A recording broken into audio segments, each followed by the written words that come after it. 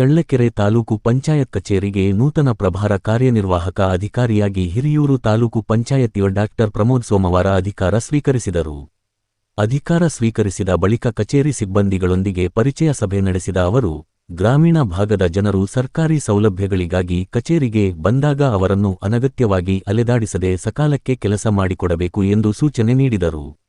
ಸಾಮಗ್ರಿ ಖರೀದಿಗೆ ಸಂಬಂಧಿಸಿದ ಯಾವುದೇ ಬಿಲ್ ಮೊತ್ತವನ್ನು ಫಲಾನುಭವಿಗಳ ಖಾತೆಗೆ ಜಮೆ ಮಾಡುವಾಗ ಅತ್ಯಂತ ಜಾಗರೂಕತೆ ವಹಿಸಬೇಕು. ಆಧಾರ್ ಲಿಂಕ್ ಆಗಿರುವ ನೈಜ ಖಾತೆದಾರರ ಬ್ಯಾಂಕ್ ಖಾತೆಗೆ ಮಾತ್ರ ರೆಸಿಪಿಯೆಂಟ್ ಐಡಿ ಮೂಲಕ ಹಣ ಜಮೆ ಮಾಡಬೇಕು ಎಂದು ಸಿಬ್ಬಂದಿಗೆ ಕಿವಿಮಾತು ಹೇಳಿದರು.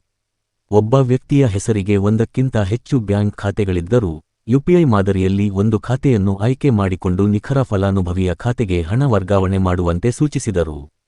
ಈ ಸಂದರ್ಭದಲ್ಲಿ ತಾಲೂಕು ಪಂಚಾಯತ್ ಕಚೇರಿಯ ಸಿಬ್ಬಂದಿಗಳು ಉಪಸ್ಥಿತರಿದ್ದರು. ಜನಧ್ವನಿ ನ್ಯೂಸ್, ಚಳ್ಳಕೆರೆ.